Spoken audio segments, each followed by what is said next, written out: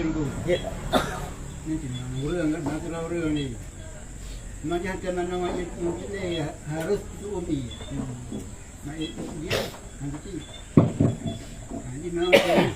Masalah isu lam kitab ini yang nak pegang makruh isu umnya apabila air panasnya itu dipanaskan matahari.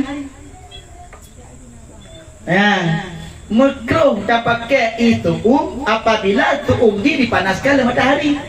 Kemudian tempatnya pun memecah dari tempat itu. Kan fiber plastik. Fiber plastik anak pun tu ni. Tapi punya tempat di dari betul dipanaskan matahari, waktu tu umnya makruh tak pakai. Untuk bersuci, untuk mana, untuk apa macam, walaupun dia suci menyucikan tapi makruh kita pakai. Makruh. Hana hidup pahala. Dah wuduk mengenyan, hana hidup pahala wuduk tanya. Bahkan makruh pakai karena air tersebut dipanaskan matahari. Tapi syarat yang cukup dipanaskan mataharinya benar dalam tempat yang terbuat daripada besi. Menyekan besi anakku. Tiki nak drom jamun kena drom ni. Drom ini utubuk waktu kalau geplok udah mak kayu. Itu hujin kabeno. Mati cak orang betul dei, nya mati makruh. Ketika suum lam tempat dari betul benar. Drom betul. Nya makruh tapi menyekan drom besar jid anakku.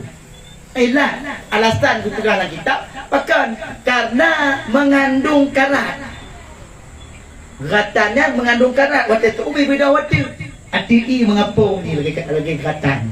Waktu kena malah tanya menyebabkan sakit supatnya ku pegang dalam kitab. Mabak doktor hana hadir ke yang lama. Doktor Herman. Lagi hati-hati. Orang sakit umum sunat dia melakukan mana hadir ni. Nek nyawa punya lagi nya ketika ilam drom bunuh dipanaskan matahari dah ratan karat tersebut apabila kena mak kulit tanya kulit kita menyebabkan sakit supak nyan alasan pakan makruh dipakai yang sudah dipanaskan matahari nyan yang kamu tulis dalam kitab.